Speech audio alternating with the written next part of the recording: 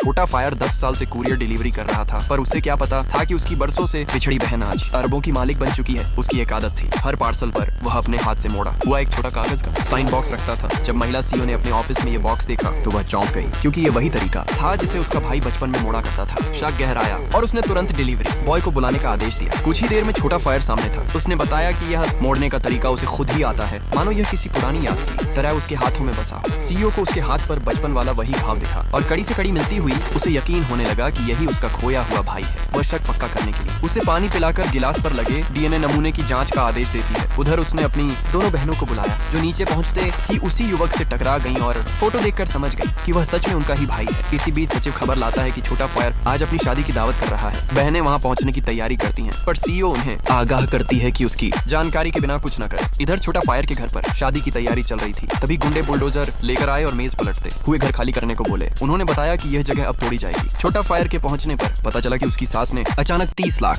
दहेज बढ़ा दिया था और उसके माता पिता मजबूरी में अपना पुश्तैनी घर बेच चुके थे। उन्हें नहीं मालूम था कि खरीदार वही मैनेजर था जिसने जमीन कंपनी के प्रोजेक्ट के लिए ठग कर ली और अब गुंडों से घर तोड़वा रहा था। गुंडों ने मारपीट शुरू कर दी और बुलडोजर आगे बढ़ने लगा। तभी बहनें समय पर पहुंचकर मशीन रुकवाती हैं और गुंडों को पल भर में काबू कर लेती हैं। इसी बीच छोटा फायर की मंगेतर आकर बताती है कि वह उससे कभी प्यार नहीं करती थी और सिर्फ उसकी जमीन पाने के लिए साथ थी। वह उसे गरीब कहकर अपमानित करती है और उसके माता पिता के त्याग को भी तुच्छ बताती है, जिससे छोटा फायर अंदर तक टूट जाता है। उधर गुंडे फिर हमला करने को बढ़ते हैं और माहौल और खतरनाक बन जाता है, जबकि बहनों की चिंता बढ़ती है कि उनकी बड़ी बहन कब तक पहुंचेगी।